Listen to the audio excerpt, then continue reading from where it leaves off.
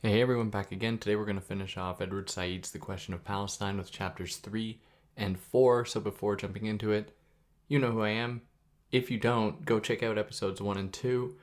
If you felt like contributing, you can do so to one of the organizations listed below. Also, because I think it's really worth your time, if you can find a way to watch Israelism, I really recommend it. It's a really great documentary. It's normally, unfortunately, stuck behind a paywall. It's like $5.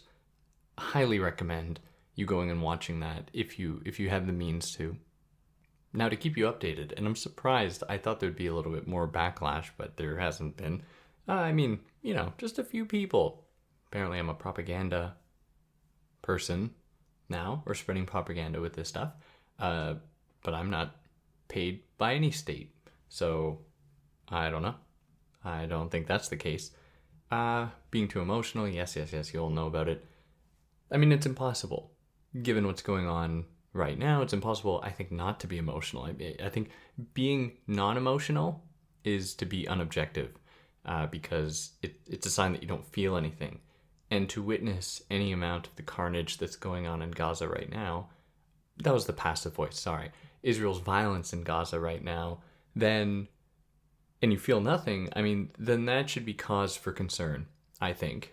Seeing these images of people standing out in these fields of barren wasteland, of their homes having been destroyed, just surrounded by the rubble of everything they once knew, of every person they know, if they are still alive, waiting for airdrops to come in, or waiting for delivery trucks to be allowed in, because you remember Israel holds control over Gaza. They claim to have left Gaza, but still, no one can just go in or out, which defies international law, but I digress.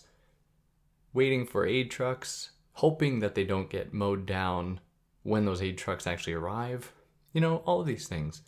And, the horrors of it is just like, in the international community and the relative silence from the international community, not everyone, but certainly from the most powerful nations in the quote-unquote West, who apparently ostensibly stand for international law and who cried so dearly at Russia's invasion of Ukraine, and, for good reason, suddenly have nothing to say or very little to say about the more than 30,000, 33,000 dead Palestinians, 10, 12,000 of which are children, and suddenly nobody has anything to say among these, big, powerful countries that are actually not only remaining relatively silent, but actually finding ways to fund Israel in their slaughter of Palestinians. And in the face of it, one of the ways that this is justified is that Israel must defend itself. And it's like, okay, but I am curious, like, are they worried that Palestinians might treat them like they've treated Palestinians? Because that would suck, and I wouldn't want that for them. But, I think it's important to be mindful of the hypocrisy and the double standard there. And again, because I know you're listening, I have to really, I have to dedicate this to that lovely Israeli professor who reached out to me. This is all because of you. And after this episode, just so you know, I'm going to be covering Eichmann in Jerusalem, Hannah Arendt's Eichmann in Jerusalem, and the ways in which the Israeli state have used the Eichmann case as a way to bolster their own violence and as a way to distract from all of the other things that actually went on in Nazi Germany, and how the Nazis had a very developed Zionist project in the early years, and how they collaborated with Zionists to establish their Zionist state. Very interesting. And how they shared a lot of those same interests. I mean, just historical facts. So we'll get into that. Hannah Arendt is so important in that way. But moving on to chapter 3, starting with chapter 3, toward Palestinian self-determination. Now, at the time of writing this, there were about 4 million Palestinians in and out of Palestine. Again, this is the late 70s. Now, those outside of actual Palestinian territory, they were in Lebanon, Jordan, and other Arab states, Egypt, so on around that area, Syria, and many of them were in these other nations because they were exiled. Because remember, the Nakba in 1948 and the years leading up to it, when Zionist colonizers arrived and displaced almost 1 million people from their homes. 1 million. 1 million. Almost 800,000, people are going to yell, oh, it's not 1 million. Okay, 800,000 people from their homes. They were forced to go to all these other states, and this has often been historically used to justify Israel's violence, because Israel has often used this to say, oh, they're so anti-Semitic, that's why they left Palestine, because they didn't like Jewish people. But of course, there's no mention of all of the various militia cells that emerged pre-1948 of Jewish settlers who were actually terrorizing Palestinians. Of course, no mention of that. Like the president of Israel in the 70s, Menachem, who I pronounced very wrongly. Thank you to a certain commenter, Robin Herzig, for correcting me. I was saying Menachem Begin as how to pronounce their name, the president of Israel in the mid-70s, who was part of a terrorist organization before Israel was formed that had murdered hundreds of Arabs in Palestinian land, or Palestinians. It's actually pronounced Menachem Begin, if I'm pronouncing that right. And it's just one reason why people may have left. They were scared, and they knew very well that there were many more Zionist colonizers coming. However, I think it's really important to note, and this land has been under contention long before Zionist settlers arrived. There was the Ottoman Empire who had controlled it as well, which was not good either. I mean, colonization is, no matter who's doing it, it's bad. The Ottoman Empire, then the British Empire, who were largely responsible for finally Zionist settlers winding up there, even though there were a lot of tensions between the British and some of the early Zionists. Very complicated issue, but the British wanted them out, and they wanted to still maintain control, whereas the early Zionists there wanted to have their own independence, so that created conflict. And so there's so many different aspects to that. Now the difference, I would say, and it's more of a difference in degree rather than kind, but I could be, don't quote me on that, is that with these other empires that took over Palestinian territory, they were not nearly as interested, it seemed, like actually erasing Palestinian identity, Palestinian history, and culture in the way that Israel seems to be. And this is Edward Said's point, but this is something that I don't know a whole lot about, specifically the history of the Ottoman Empire there. In any case, take the point and do your own research on it and come back and yell at me if I got it wrong. But I think for the most part, we never saw this kind of similar erasure of Palestinian identity, to the point where the very existence of Palestine itself is called into question, even though there are innumerable early Zionist texts using the term Palestine, referring to Palestinians, and how they wanted to colonize that territory. Now, the early Zionists, starting out in the late 19th century, so about 75 years, give or take, before World War II, they were participating in a steady process of erasing Palestinian heritage. And this would exacerbate in 1948 with the establishment of Israel and the claim that this was just a barren land where no one existed. There were a few people scattered around, but there was no one there. And this is one of the big points I took from that documentary, Israelism, where people are often told in Israel that it was just this empty land and it pissed off a few neighboring people or the few people who were there, and they just committed their life to trying to eradicate Jews off the earth. Which it's not historically accurate in any way, but it's a popular narrative that circulates through Israeli discourse about Palestinians. Not all, but a big chunk of it. And this has its roots in the broader project of European Orientalism, or the study of the Orient, that treats the Orient, that is the Arab world, as being identityless, except when that identity can associate negatively with those people as being sexually depraved, as being tyrannical, as being stuck in the past, as being unintelligent, and so on.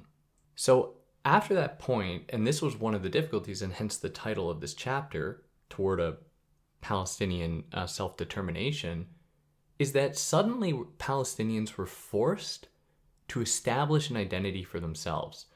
And this is in post-colonial studies, it's a very interesting, it's a pretty violent word to use. It's interesting. I'm just sitting on the outside, that's fascinating.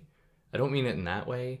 It's a very complicated thing, because when people are not threatened by a colonizer, they aren't probably getting together and being like, this is our collective identity.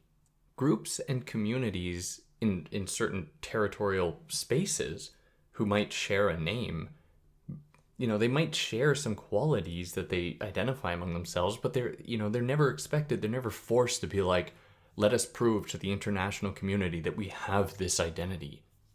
And it produces an interesting double bind where, on the one hand, I think we all have an implicit resistance to establishing ourselves or committing ourselves to this single identity. All people do. We're a lot more complicated than that.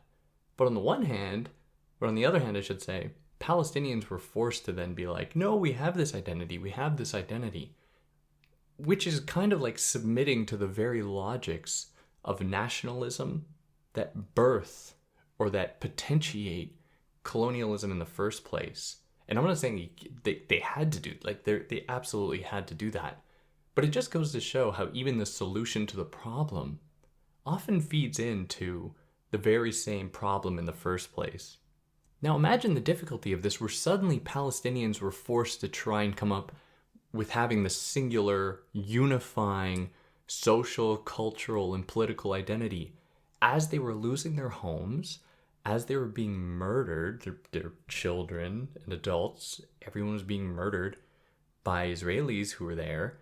And then they're being told that they need to somehow embrace this identity. And again, this identity is even today called into question. A certain ding-dong actor likes to take to Twitter screaming about how Palestine isn't even a real thing, except, of course, when it comes to Hamas. And then all of a sudden, every single civilian is extremely political.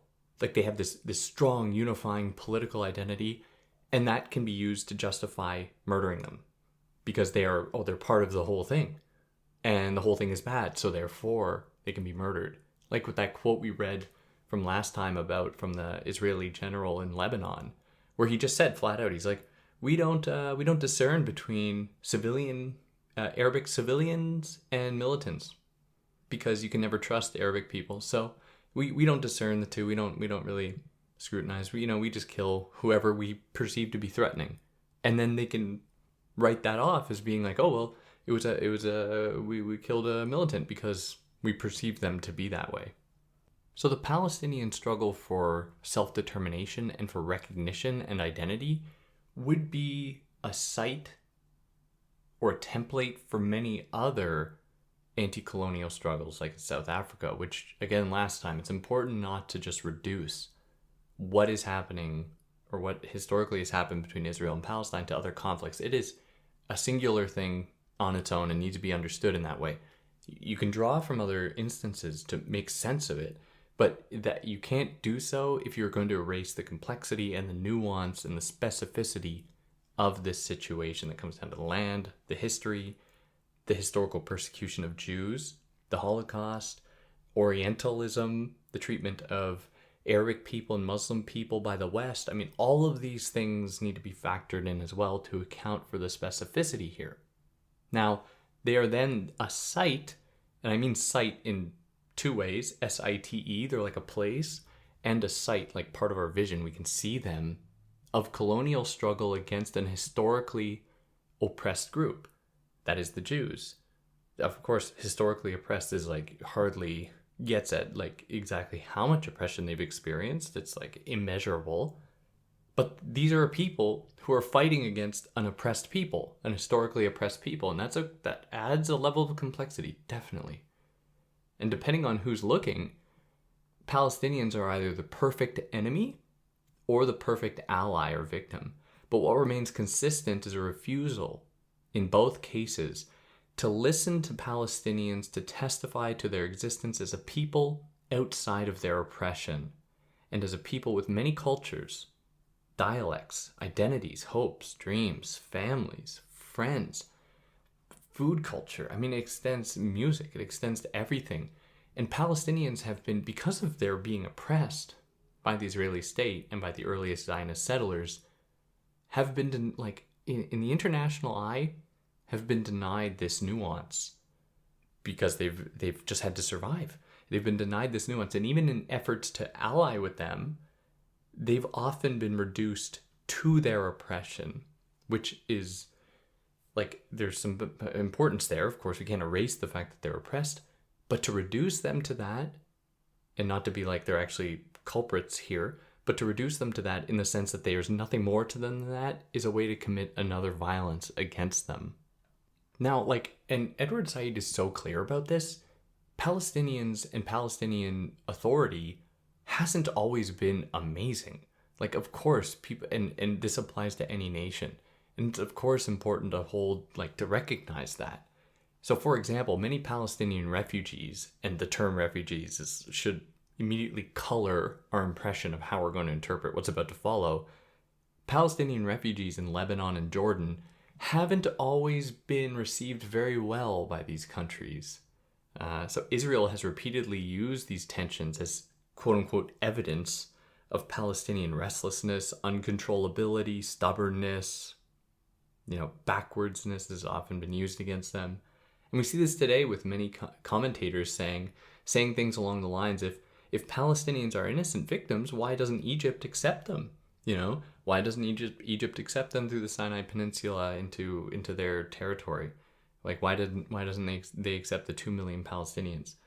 And this is probably because that's an enormous task. Just accepting 2 million people. No state can just so easily welcome in 2 million refugees through one border point over a few days like that. I mean, that's very difficult. And there's a lot more to it. In the next chapter, later in this episode, we're going to look more at the Camp David Accords, and specifically the very problematic place that Egypt has occupied in this whole conflict, and the way that Egypt really cozied up with Israel in the early 90s. Early 90s through the 80s. I mean, they've had kind of an ambiguous place here, and it explains Egypt's relative, I guess, their apathy towards the Palestinian people. I say very being kind of extreme, but their indifferent view towards Palestinians. And by they, I mean the Egyptian political class. The people are very much on the side of Palestinians. It's amazing how we let our political leaders are just so detached from the people's will globally. Just very interesting. So to return to the topic of coming up with a Palestinian identity, at least they were forced to, in order to be seen, to even be recognized by the international community as being worthy of defense, being worthy of sympathy, and trying to do so while being occupied by an invading nation. I can't even fathom. It is just so impossible for me to fathom what life is like in those situations. And I mean, there's so many Palestinian writers. There's Mahmoud Darwish, Ghassam Hanafani, Naib Mahfouz, who all have captured in some measure the impossibility of unifying a culture, and especially a culture under occupation, beyond their being unified as occupied. So they're put in a situation where they're expected to adopt this identity and show it to the world and be we are worthy of saving because we have this culture, we have this identity, as though just being human is not enough to justify them being able to have rights, to have freedom, to not be occupied, as though their being human is not enough. And to do so while being occupied without their identity being that of their being occupied. I hope I'm being clear about that. because occupation essentially forces oppressed groups to erase their distinctions that they have within that group. There's no perfectly homogenous group, that doesn't exist, to offer a real Palestinian identity. I mean, just look at Israel. I mean, people in Jerusalem look at Tel Aviv like this like club haven for young 20-year-old people just trying to get laid, whereas Tel Aviv views Jerusalem. I mean, there's no country on earth that has this unified national identity. I don't know, maybe North Korea? I don't know, I've never been there though. But like, that doesn't exist. Like, it just doesn't exist, and yet Palestinians were forced to do that. And the PLO has been really effective historically at the time, they've been really effective at representing a common Palestinian identity. But again, it comes at a kind of violence because you have to erase all the nuance and differences in the form of this one representative government, which I'm saying they had to do it. But this just shows like the solution is part of the problem, contributes to it. And the PLO under Arafat, of course, it's silly. The earliest reference I have of Arafat was from Die Hard, when Hans Gruber is like talking about the suit he's wearing, or the suit that the CEO is wearing of the place he's trying to rob, and he's like, "Oh yeah, Arafat got his there." I was like, "Who's Arafat?" And I remember looking it up, but yeah. So, anyways, so the PLO has been really effective, especially under Arafat, to establish this common Palestinian identity, this will and desire for freedom, without standing in for Palestinians themselves. Without necessarily being like, we are speaking for all Palestinians. Its founder, that is Arafat, he led the Fatah against Israeli forces to try reclaim Palestinian land and autonomy. Operating out of Jordan and Lebanon, they were opposed on the basis of their nationalist aspirations.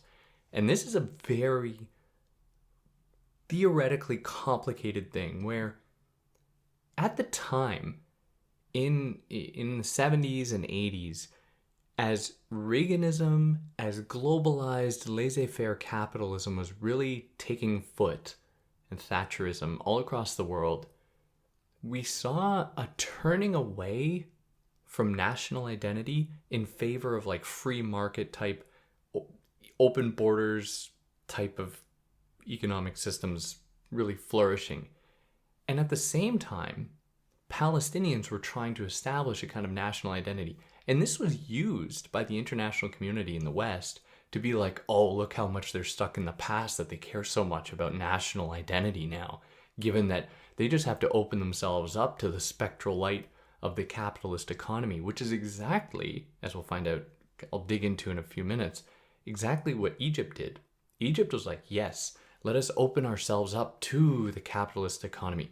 We don't care about our, like, all this, the land that much. I mean, it's really just about our borders. I mean, it's just really about opening up to the economy, which they used to leverage them earning back the Sinai Peninsula that they lost in 1967 in the Six-Day War between Israel and the neighboring Arab states, to gain that back and to also, I guess, make a vow, kind of tacit vow, that they'd hold an indifferent stance towards Israel and its treatment of the Palestinians.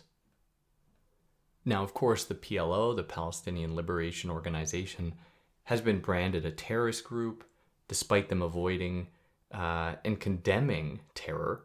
And as Said writes, stripped of its context, an act of Palestinian desperation looks like wanton murder. What is too often scandalously ignored and unreported in the U.S. is that events like the Malat incident of May 1974 were preceded by weeks of sustained Israeli napalm bombings of Palestinian refugee camps. And this was happening in Lebanon, where the Malat incident was a incident. I mean, the violence of this can't be understated, where Palestinians kidnapped hundreds or tens of children from a school, resulting in the deaths of about 22 children and a few more adults, which is like obviously horrible, like in 1974. But all Edward Said is saying is like, okay, we hear a lot about that, and rightfully we should. I mean, in cases where children are dying, of course we need to hear about that. But he's like, why didn't we hear about the weeks, months, years of bombing of refugee camps in Lebanon, which is not Palestine, of Lebanon, by the Israeli military, killing hundreds of people and children. Like, why don't we hear about their deaths? I mean, again, I believe in equality. I'm a rationalist. I believe in equality, equity. Why is it that we pay disproportionate attention to one national death, national identity person's death, than another? All life should be equal.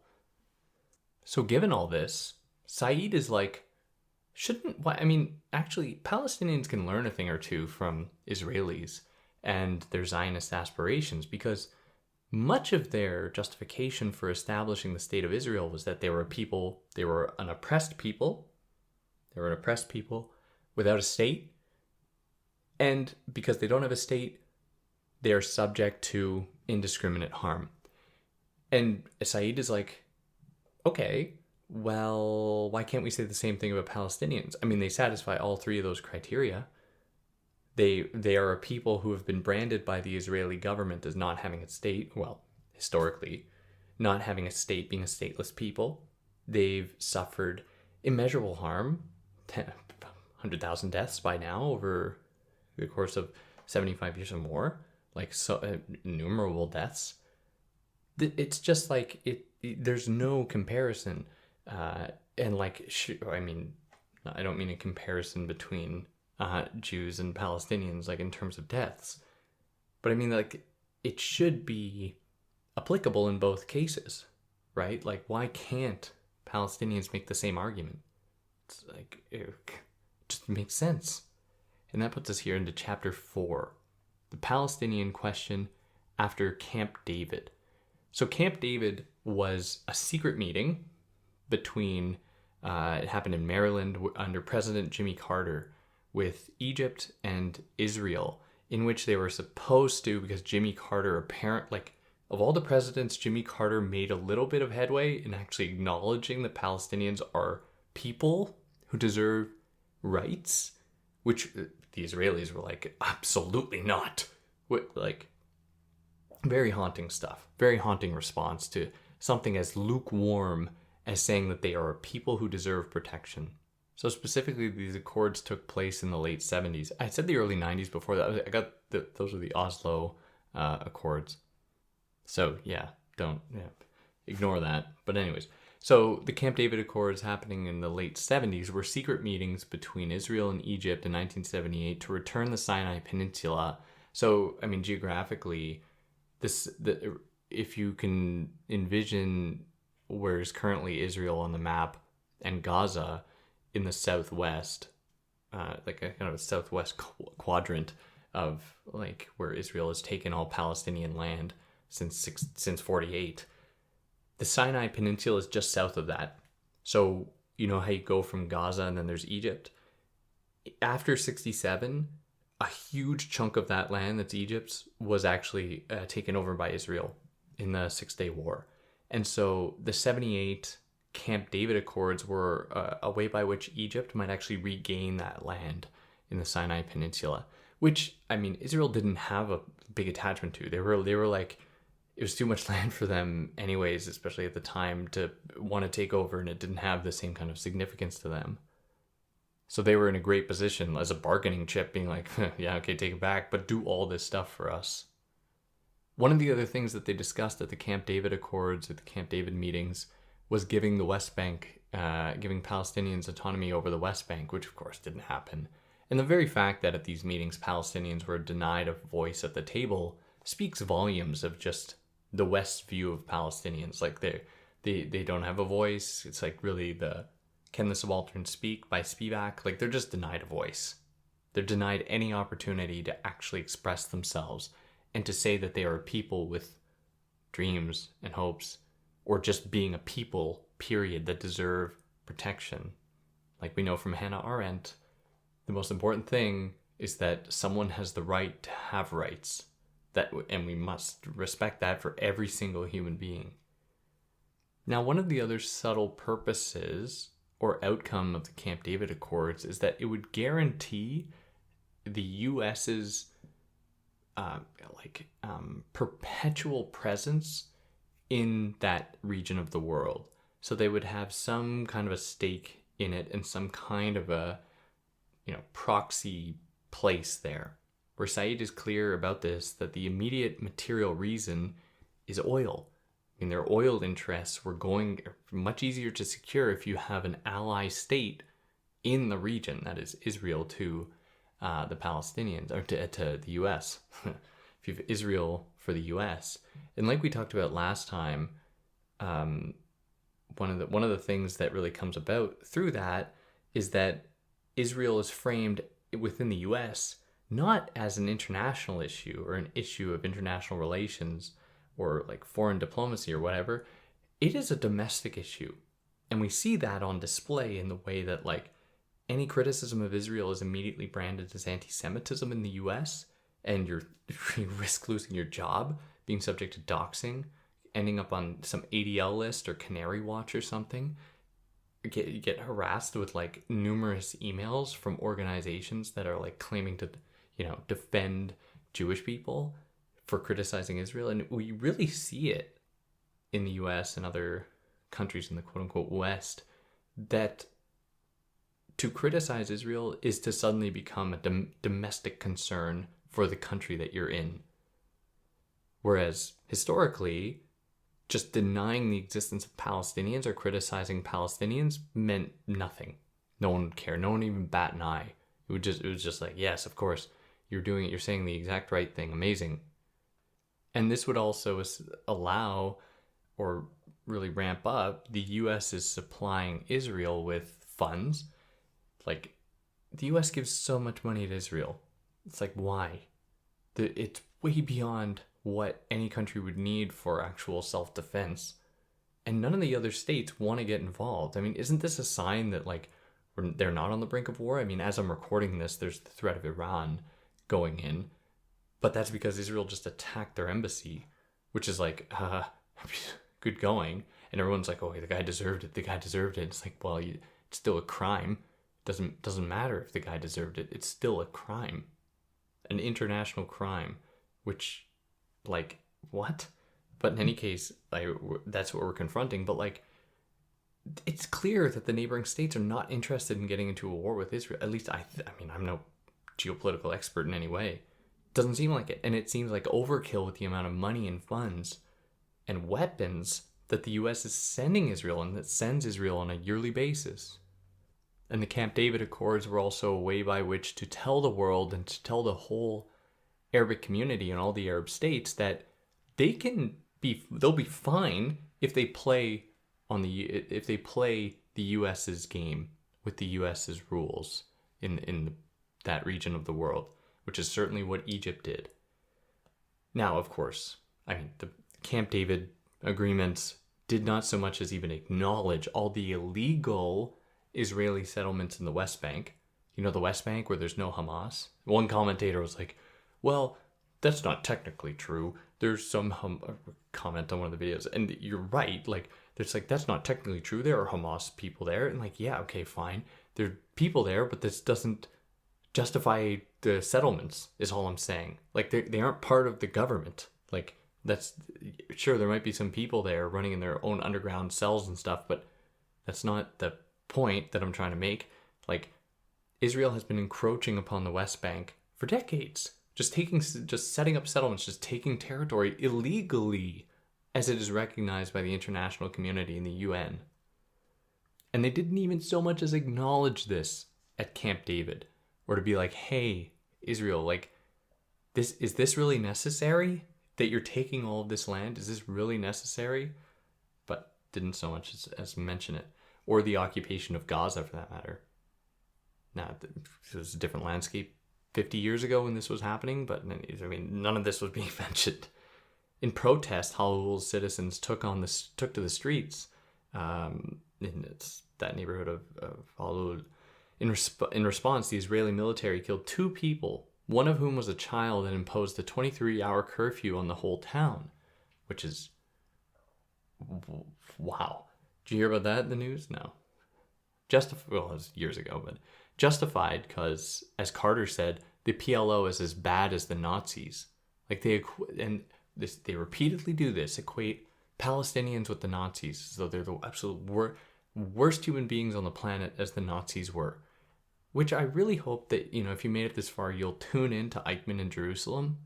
Because I don't know if there's a book I've been more lied about in my life than Eichmann in Jerusalem. Because it's fascinating to hear about the early Zionist aspirations of the Nazis. Very fascinating. All to justify encroaching on that territory and taking it from Palestinians.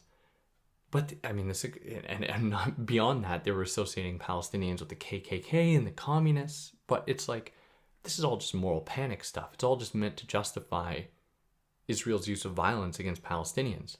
Like as though every Palestinian is synonymous with Hamas, or at this time with the PLO, because that's way before Hamas. Hamas was what, 2006, 2007? Like, like as though the conflict started with Hamas, when that's not even 20 years old, and this has been going on for a century now, more or less, as far as some the earliest settlements, illegal settlements being established on Palestinian territory. And this view of the Palestinians as being worse or just as bad as the Nazis played out in the media's treatment of Arafat, as he was asked repeatedly about being an anti-Semite. But no one would dare ask Begin why he started an anti-Arab terrorist cell before Israel was even formed, and openly states in his book that he wants to annex the West and East Bank and paints every Palestinian as a threat, as a killable threat. Of course, no one asked them that, So there's this unequal treatment of Palestinians, of course, and Israelis by the Western media class to manufacture consent for Israeli violence. Now, in part, Camp David was Egypt's success story at making inroads against Israel to some extent, not only to regain the Sinai Peninsula, which, I don't think Israel had much interest in keeping anyways, but to show the world the deep connection between Israel and the U.S. Egypt also sought to get away from the Arab nationalists and the other at least this is how it was painted, Arab nationalism at the time. And as this was going on, this was right before the Iranian 1979 revolution, where there was a resurgence in this intense Arab nationalism. And Egypt didn't want a part of that because, like I said, at the time, nationalism would be viewed by the West as being this thing of the past. It's like, oh, you're stuck with your nation. I mean, you have to embrace instead a cosmopolitan global capitalism. If you're not doing that, then you're just falling behind. Egypt essentially sought entrance into the capitalist world order and viewed Palestinian struggles as a hindrance to this process and as contributing to general unrest in the Middle East. But this is just a victim blame. I mean, of course there was Arabic association with and solidarity with the Palestinian struggle, and this would motivate much resistance to Western-backed governments within the Middle East. But still, I mean, we can't ignore that many Arab states, despite being quite rich a lot of the time, have not been quite as helpful to the Palestinians as they could be, and they could have been. Probably because they knew that siding with the Palestinians would mean that they were fighting against the U.S., which just goes to show that the state of the U.S. global order is something you're not allowed to oppose. So much for democracy. So Said suggests that Israel and Egypt's peace treaty solidified a distinction in the Middle East between haves and have-nots, where the latter, the have-nots, were associated with Arabic extremism. And the Iranian Revolution confirmed these concerns to the Americans that would happen a year later, or even a few months later. The irony was that Begin was Israel's prime minister, who was an ex-terrorist at the time, and no one would bat an eye about his extremity, his extremism, and his view of Palestinians as being extreme. Because the very ability to recognize extremism depends upon you viewing the victims of extremism as being human. And if you don't view Palestinians as human, it doesn't matter what violence is inflicted against them, you'd never brand their murder as being extreme. even as the US right now is in the most basic way showing some amount of resistance to Israeli murder of Palestinians, they would never go so far as to say that Israel is an extremist state. They would never do that. But, of course, they're willing to brand this of Iran, Afghanistan now, like so many other Middle Eastern countries throughout the world, historically. Like, who gets to be called an extremist? Who gets to be called a terrorist, for example? So Israel could give back the Sinai Peninsula, earn Egypt's indifference, and then keep encroaching upon Palestinian territory. It's impossible, I think, not to view Israel's current demolition of Gaza as just an extension of the broader Israeli project to take over all the land. I just can't see it as otherwise. Just my opinion, but it certainly looks that way. It seems to belong to this historical trajectory. Now, it must be noted that Camp David Accords included a reduction in Israel's military presence in Palestine. This was a part of it. But that didn't stop ultra-Orthodox groups like the Gush Emunim establishing settlements in West Bank, Gaza, and Golan Heights. And this was an extremist right-wing or Jewish Orthodox group that were setting up settlements like just for this because they believed fundamentally this was their holy land and Palestinians were just getting in the way of that. And they did so because it was their God-given right, they viewed. They were a terrorist group planning to destroy temples and civilian homes, and they still hold much sway. The group doesn't exist anymore under that name. They still hold much sway in legitimating Israel's illegal settlements and outposts, where Camp David granted Israel the right to fight subversion without specifying what subversion necessarily means. So they can just call anything they want subversion and justify fighting against it in any way that they see fit.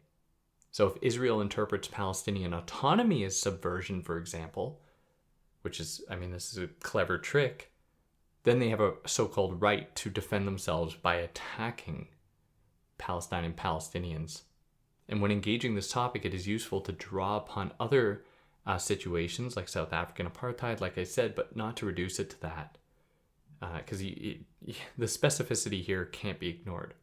And it also participates, like I said, in silencing Palestinians with the enlightened, quote-unquote, West, telling them how to understand their oppression. It's like, oh, your oppression is like this group's oppression, or it's like that group's oppression, which is just another colonial tool to speak for an oppressed group, even if, again, it's useful.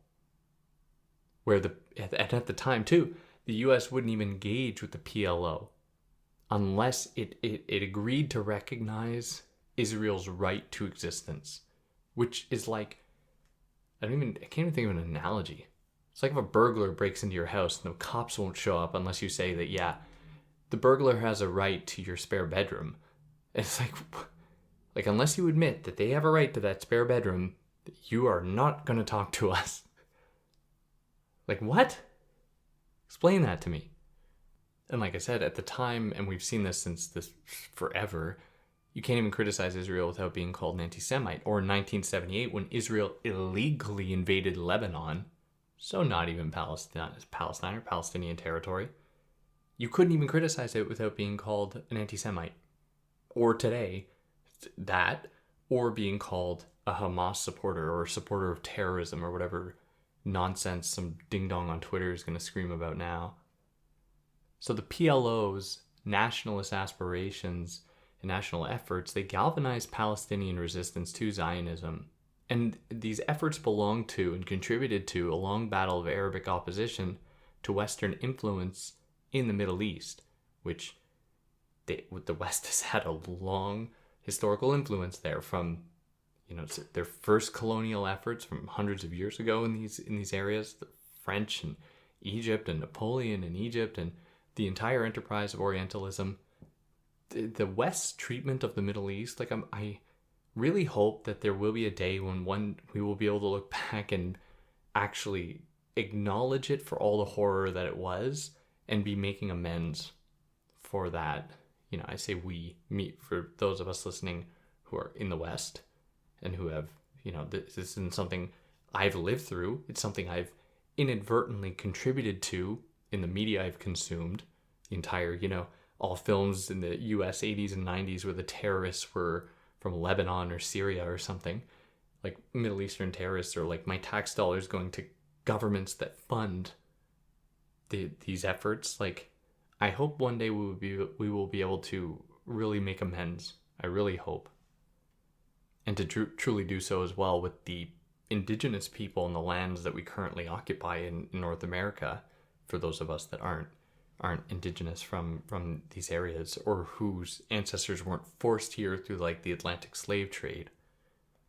Now, one of the solutions put forth in the past is a secular one-state solution. And while it has its merits, of course there are some shortcomings to it. What is important no matter what about this, even if it's not a perfect solution to this problem. What is important, though, is that it opposed Zionism's natural claim to the land. The kind of manifest destiny that they have a God-given right to that land. One state solution might oppose that, or if you actually have Palestinian people being able to vote equally and to live alongside Israelis. I'm not saying this is a solution, but it has its possible benefits in that way. Now, to this suggestion, though, Israel and the West branded this as a call for genocide against Israelis, while Israel was doing the same thing. And I've already talked about this, but calling what's going on now a genocide or settler colonialism, people interpret as a call for genocide or settler colonialism, where it's like, oh, you're going to call what Israel's doing a genocide? Oh, therefore you think that Israel should be genocided. And I'm like, if you cared that much about a word and not care about the more than 30,000 dead people in Gaza, innocent people in Gaza, or as they like to say, oh, half of them are actually secret Hamas operatives. Fine, which isn't true, but imagine if which has been confirmed by the Lancet and other independent organizations, by the way, but even if it was true, 15,000 people, which I'm not saying is true, why is that not enough to recognize the disproportionate response that Israel has mounted here? But that, people would rather get upset about the word you use to describe it. Fine, don't call it a genocide. Don't call it settler colonialism. We'll call it, you're killing a shitload of people, of innocent people, and it has to stop. That, fine. We'll we'll figure out the words later, but stop. Or how from the river to the sea is a call for genocide as well. Meanwhile, Israel has just taken all that land. Is that then genocide? Because if saying that Palestinians want their land back is genocide, then how do we even begin to imagine what Israel has done in taking all that land in the first place? I really hope the Israelis who are really pissed about from the river to the sea are proportionately pissed at the actual actions that have allowed them to take from the river to the sea. Because I'm just a rationalist here. I believe in equality. I believe in equity. I believe in being fair.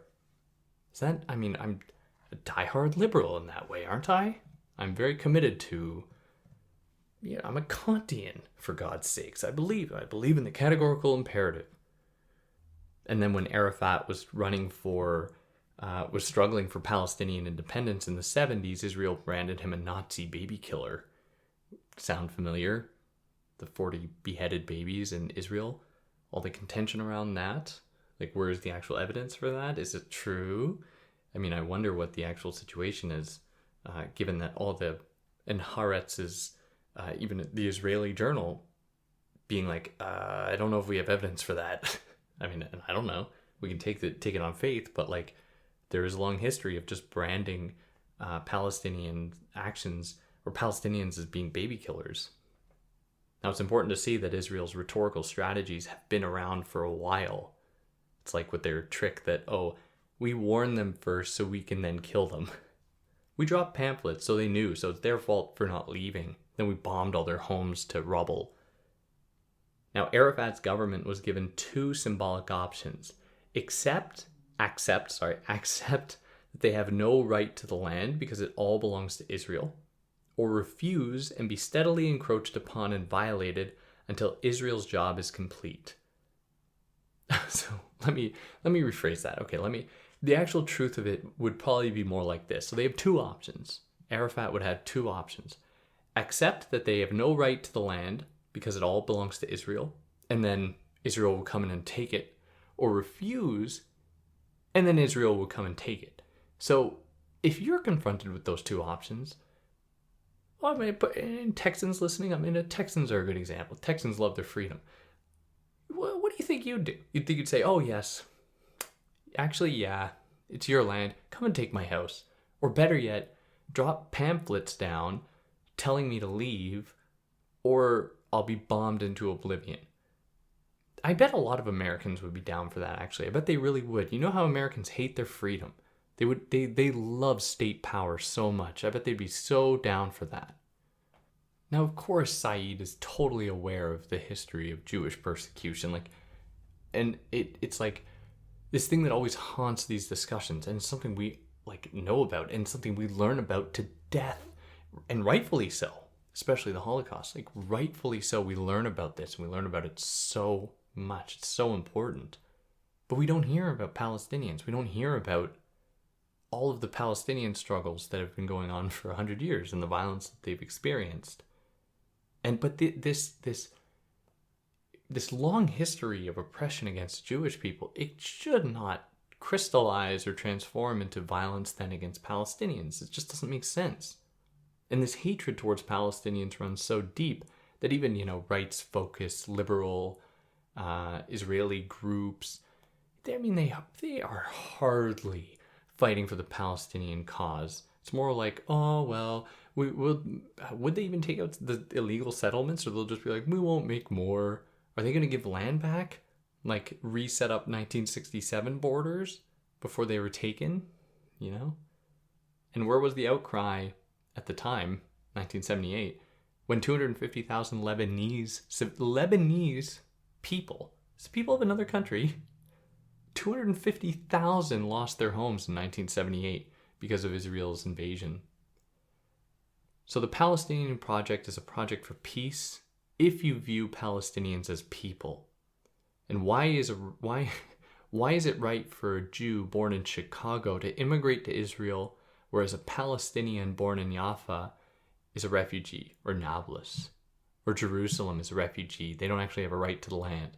But a Jewish person born in Chicago has a birthright to that land, to actual territory. They always have a place to go in Israel. It's my God, it's unbelievable. And I just want to read his closing sentences here before, and then we'll go into the epilogue, which is short, but his closing sentences. But we must not forget that Palestine is also saturated with blood and violence, and we must look forward realistically to much turbulence, with ugly human waste in the short term. Unhappily, the question of Palestine will renew itself in all too well-known forms, but so too will the people of Palestine, Arabs and Jews, whose past and future ties them inexorably together. Their encounter has yet to occur on any important scale, but it will occur, I know, and it will be to their mutual benefit. And these are beautiful lines. I just wish I shared of course, he wouldn't live to see what's happening now. And I certainly hope he's right, that one day it will be to their mutual benefit, and that these people will be able to share that land, hopefully with Palestinians getting amends, compensated, getting land back, and being able to live peacefully together. Because, that has to be the outcome, but that can't happen. Israel has been getting more and more violent towards Palestinians as Palestinian violence has been going down. And it's I don't know. I really want to share the optimism, but sometimes it's really hard. And that puts us here just into the epilogue, where here he's talking about the Oslo Accords and the Middle East Peace Conference in the early 90s. Where the Middle East Peace Conference in 1991 in Madrid? I think it was in Madrid. It brought together, many different countries. It brought together Israel, the Palestinians, Jordan, Syria, and Egypt. But here are the Palestinians that refer, and the U.S., of course. This refers to a small delegation as part of Jordan's delegation, and included no PLO members, refugee representation, and no one from East Jerusalem. Very important to add. And couldn't help but feel that this was punishment for the PLO's support of Iraq in its occupation of Kuwait. Ironic, given Israel's occupation of Palestine. Of course, Iraq going into Kuwait was rightfully so, not good. But why don't we apply the same standard to Israel? Ironic, too, that the UN was denied a seat at the table, probably because they were blowing the whistle on Israel's relentless violence. Because the UN was like, y'all, we set this up following the horrors of World War II, and we're seeing horrors on display now. We're seeing Israel's encroachment of Palestine and Palestinians, and it seems as though Israel was not too fond of these revelations and wanted to keep them from this table. In the face of this, if you want more on it, you can read the details of the Middle East Peace Conference and then the Oslo Accords. But in the face of this, his solution, and I think he's right, of one of the best solutions, is that we must boycott, divest, and sanction. Is what's called BDS. We must boycott, divest, and sanction Israel and make support contingent on their giving back stolen land and making amends with Palestinians, because they currently, it's our tax dollars in the US here and Canada and other quote-unquote Western countries that are supporting this and supporting Israel's occupation of Palestine. So these are just some of the things that have to be done. There's so much more that has to be done. Raising public consciousness in any moment we can, to never stop talking about this, and to know that other things like this are happening all around the world too, in so many different ways. The oppression of the Uyghur people, what's going on in Yemen, what went on in Yemen, what's going on in the Congo, so many other places, persecuted people across the planet who've been oppressed, who've been colonized, and all of these things need to be front and center in our minds all the time. It's not something we can just hide away from or pretend doesn't exist. We have an obligation to them, and we have an obligation to our descendants, for those of us that choose to have children and people that we care about, that we leave them a world that's better than the one we entered, I think. I think that's, let alone the climate catastrophe we're all facing. And yeah, if you can, donate to one of the organizations I've listed below, and stay tuned for Eichmann in Jerusalem, because I think it's important to confront some of Hannah Arendt's observations in that book. And yeah, on that note, if I got anything wrong, let me know. Or anything I should have mentioned, put it in the comments and I can pin it and we can all see. And yeah, on that note, take care.